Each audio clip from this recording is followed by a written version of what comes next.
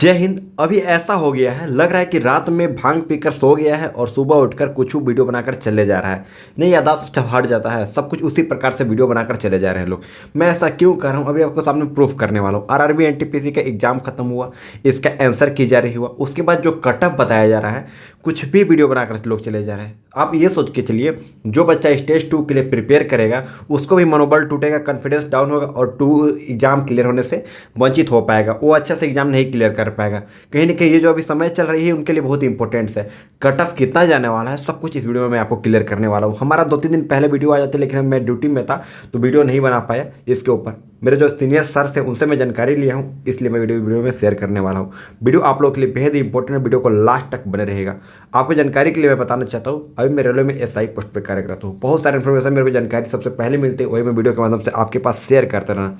एक छोटी सी रिक्वेस्ट है, अगर आप चैनल पर नए हैं तो लाइक करके चैनल को सब्सक्राइब करके नोटिफिकेशन को ऑन कर लीजिएगा, ताकि इन फ्यूचर आपको सही इन्फॉर्मेशन आपके साथ शेयर कर पाऊँ। आपको जानकारी होगी, मेरा प्रीवियस ईयर 1.7 लाख सब्सक्राइबर जो चैनल था अक्टूबर माह में डिलीट हो चुका था। उसके बाद मैंने आजकल कुछ दिनों पहले फिर से स्टार्ट किया है। तो आप लोगों से रिक्वेस्ट है, आप लोग सब्सक्राइब कर नोटिफिकेशन को ऑन कर लीजिएगा, ताकि इन फ्यूचर जो भी रेलवे के बारे में अपडेट और सही जानकारी मिले वो आपके पास वीडियो के माध्यम से शेयर कर पाऊँ। चलिए शुरू करते हैं।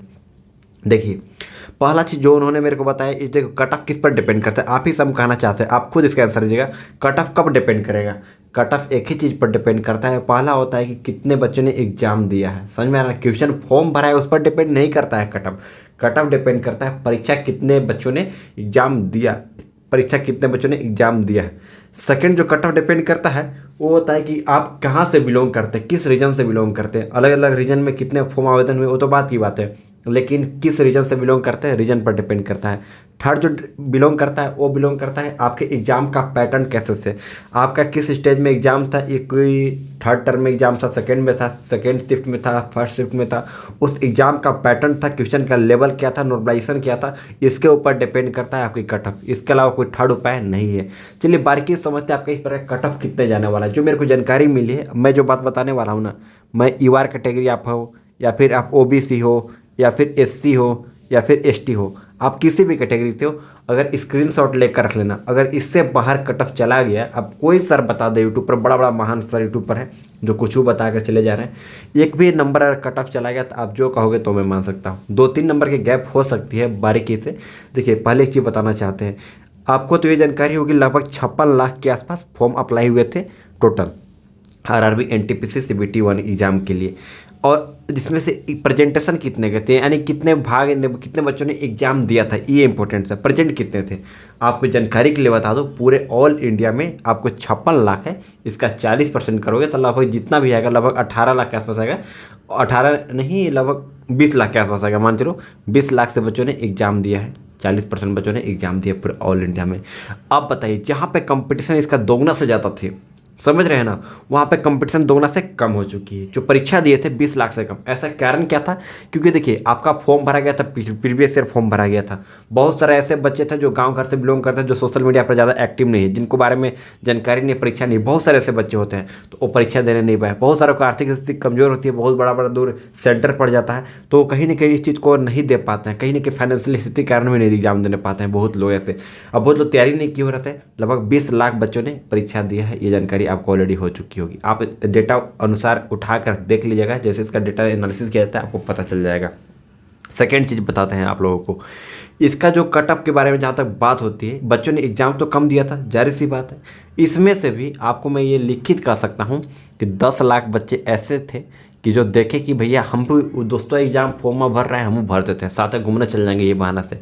ऐसे बच्चे थे। और 10 लाख में से ऐसे भी बच्चे थे जो आप समझिए कि कल उनका एग्जाम में डेट निकला है और आज से प्रिपरेशन करना स्टार्ट किए हैं। जाहिर सी बात है, ये तो हलवा नहीं है। आप कंपटीशन देने जा रहे हैं, आप साल भर पढ़ाई नहीं की है और अचानक से भोज के दिन कोहड़ा रोपने जैसे हो जाएगा, वो तो आपको भी जानकारी होगी। लेकिन जो बच्चा 10 लाख बच्चे ने ज़बरदस्त मेहनत किया है, तो यहाँ पर 10 लाख में से कंपटीशन होने वाली है। और जहाँ पर बात किया जा रहा है कि 8,000 समथिंग सीट है, 8,000 समथिंग सीट नहीं है। ये बात मान लीजिए, आपका जो टोटल सीट है 82,000 सीट है। 82,000 बच्चों को सिलेक्शन किया जाएगा CBT 1 के लिए, और CBT 2 के लिए प्रिपेयर होंगे। उसके बाद फाइनल मेरिट लिस्ट जो बनेगा ना, फाइनल मेरिट लिस्ट वो बनेगा। जो भी सीट है 8200-8100 के आसपास जो सीट रखी है वो बनेगा, फाइनल मेरिट लिस्ट के बाद बनेगा। क्योंकि टोटल एग्जाम जो क्वालिफाई होंगे वो 82,000 बच्चे क्वालिफाई होंगे। जहाँ पे आपका कंपटीशन इतना हार्ड था वहाँ घट कर 82,000 तक पहुँच गया है, 10 लाख में से 82,000 पहुँच गया है। अब समझिएगा मेरी बात को ध्यान से, नेगेटिव मार्किंग भी था, ये भी जानकारी होगी। नेगेटिव मार्किंग था जहाँ पे आपका मार्क्स जहाँ पे बढ़ रहा है वहाँ पे घट भी जाता था। नॉर्मलाइजेशन के आपको पता है, नॉर्मलाइजेशन के अंतर आप जानबे करें कि नॉर्मलाइजेशन होगा कि नहीं होगा, अवश्य नॉर्मलाइजेशन होगा। बिना नॉर्मलाइजेशन के आपका एग्जाम 72 के लिए प्रिपेयर ही नहीं हो पाओगे, ये आपको पता है। देखना रिजल्ट आएगा तो आपका जब भी रिजल्ट आएगा नॉर्मलाइजेशन के बाद ही आएगा। अब बात आती है कि आपका कट ऑफ कितना जा सकता है, इस पर किस पर डिपेंड करता है। देखिए कट ऑफ के मैं एग्जैक्ट जानकारी आपको मैं बताना चाहता हूँ, अपना एक्सपीरियंस के अनुसार बता रहा हूँ। आप ईआर कैटेगरी से हैं, चलिए ठीक है। आप ओबीसी हैं, वो भी चलिए ठीक है। एससी है, वो भी अच्छी बात है। एसटी है, अच्छी बात है।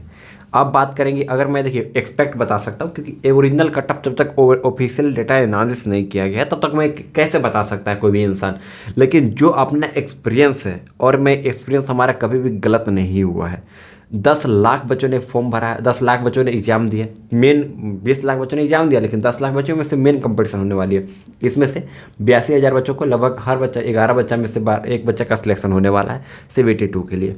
अब इतना समझिए कि अगर आप, क्योंकि क्वेश्चन का जो पैटर्न था ना हार्ड भी था, सीट में इतना इजी नहीं था। जीके जैसा आसमान खाली कर दे रहा था, लग रहा था हालत ख़राब। जीके जैसा बहुत अच्छे पढ़ के नहीं बता पा रहे थे। घुमाओ क्वेश्चन था, प्रश्न था, तो एक लोगों के लिए नहीं था, वो हज़ारों लोग के लिए था। वही प्रश्न था, किसी एक बच्चे के लिए प्रश्न होता तो बारी की बात हुआ था कि भाई उसका बार कम मार्क्स आते हैं, लेकिन सबका सेम ही सिचुएशन था। और जहाँ लोग कंपेयर कर रहे हैं प्रीवियस ईयर से, तो भाई प्रीवियस ईयर बच्चे ने कम फॉर्म भी भरा था और कम एग्जाम भी दिए थे, और थोड़ा हल्का क्वेश्चन भी आया था, बहुत हल्का क्वेश्चन आया था। प्रीवियस ईयर बहुत आसान प्रश्न आए थे, जिसके तहत उनका जो एग्जाम गए थे बहुत कम मार्क्स में कट ऑफ गया था। ये भी बात आपको जानकारी होनी चाहिए। आप अगर यूआर कैटेगरी से बिलोंग करते हैं तो आप इतना यकीन मानिए, सबसे हाई कैटेगरी के अगर आपका 65+ है, 65 से 67+ है, सबसे रेड जोन की मैं बात करा रहा हूँ। रेड जोन उत्तर प्रदेश, बिहार, जहाँ सबसे ज़्यादा कट ऑफ जाती है वहाँ का मैं बात कर रहा हूँ। आपका सिलेक्शन हो जाएगा। आप CBT2 के लिए प्रिपेयर कर लीजिए, मैं लिखित के साथ कह रहा हूँ, 110% गारंटी। और जहाँ पे ओबीसी बच्चे, ओबीसी के लिए ज़्यादा छूट नहीं दिया गया, यहाँ पर ओबीसी वालों के लिए जो छूट दिया गया, अगर आप 63+ है, यकीन मानिए आप CBT2 के लिए प्रिपेयर है। 110% गारंटी, स्क्रीनशॉट लेकर रख लीजिएगा। थर्ड चीज़ है, जो बच्चे SC कैटेगरी से होंगे, यहाँ पर बहुत ज़्यादा मार्क्स कम हो चुके हैं। SC कैटेगरी से 63 था इन लोगों के लिए, और OBC वालों के लिए, और SC जो कैटेगरी से बच्चे हैं 54 से ज़्यादा एक मार्क्स भी नहीं जाने वाला है। इसकी मैं 110% गारंटी लेता हूँ। ST जो कैटेगरी होंगे 52+, इससे ज़्यादा मार्क्स आपके नहीं जाएंगे कट ऑफ की ओर। आप यकीन मानेंगे या ना मानेंगे, आप स्क्रीनशॉट लेकर रख लीजिए, आपको ऑटोमेटिक पता चल जाएगा, या फिर सब्सक्राइब के नोटिफिकेशन को भी ऑन करके रख लीजिएगा। अब बात आती है नॉर्मलाइजेशन होता क्या है। नॉर्मलाइजेशन में बहुत सारे बच्चों को डाउट होता है, कुछ भी लोग समझा नहीं पाते हैं। देखिए आप कमेंट करोगे तो मैं इसको विस्तार से वीडियो ला दूंगा, अगर आप कमेंट करोगे तो। देखिए नॉर्मलाइजेशन का मतलब होता है कि जहाँ आपका मार्क्स मान लीजिए 2 गुना मिलने वाला है, वहाँ पे 4 गुना भी मिल सकता है। आप कहने का अर्थ समझे, मान लीजिए कोई ऐसा प्रश्न है, जैसे मान लीजिए कोई ऐसा 35 नंबर प्रश्न है, और ये प्रश्न थोड़ा हार्ड है, थोड़ा सा टफ क्वेश्चन है, तो जाहिर सी बात है जो प्रश्न, सॉरी मैं प्रश्न बोल रहा हूँ, जो क्वेश्चन सबसे ज़्यादा हार्ड है, 35 नंबर की हार्ड क्वेश्चन आया है, तो मान लीजिए जो 35 नंबर क्वेश्चन है, जो बच्चे ने एग्जाम दिया उसके लिए, सबके लिए हार्ड है ये प्रश्न, समझ रहे हैं ना। और जहाँ पे हार्ड प्रश्न है तो जाहिर सी बात है बहुत कम लोग अटेम्प्ट करेंगे, क्योंकि प्रश्न हार्ड है, यानी बनने का सवाल ही नहीं पैदा होता है। अगर 5% लोग अटेम्प्ट करते हैं, 95% अटेम्प्ट किस लिए नहीं करते हैं, क्योंकि उनको लगता है कि अगर हम अटेम्प्ट कर लिया गलत हो गया तो नेगेटिव मार्किंग में चला जाएगा। 5% अटेम्प्ट करते हैं तो वहाँ पे उनका समझो कि एक तरह से खुशखबरी मिल जाती है। अगर इसमें से एक लोगों का भी सही हो जाता है, इसमें से अगर 5% में से किसी का सही हो जाता है, तो वहाँ पे एक फार्मूला होता है, फार्मूला आप लोग कहिएगा तो मैं विस्तार से इसके ऊपर वीडियो बना दूंगा, तो उसको कैलकुलेट करके 2 गुना 3 गुना भी मार्क्स मिल जाते हैं। ये होता है नॉर्मलाइजेशन का फ़ायदा। लेकिन इसमें घाटा भी होने का चांसेस बड़ा होता है। कोई सबसे ज़्यादा आसान सवाल है और सभी के सभी ने अटेम्प्ट किए हैं, तो वहाँ पर जो मार्क्स मिलना है उससे कम मिल सकता है। ये होता है नेगेटिव मार्किंग और नॉर्मलाइजेशन का चीज़ें जो इस वीडियो में आपके पास शेयर किया हूँ। तो आई होप वीडियो पसंद आया हो तो लाइक कर, चैनल को सब्सक्राइब, नोटिफिकेशन को ऑन कर लीजिएगा, और CBT2 के लिए, स्टेट 2 के लिए आप प्रिपेयर होना स्टार्ट कर दीजिए। आई होप, चलिए मिलते हैं एक नए वीडियो में नए टॉपिक के साथ, तब तक के लिए जय हिंद।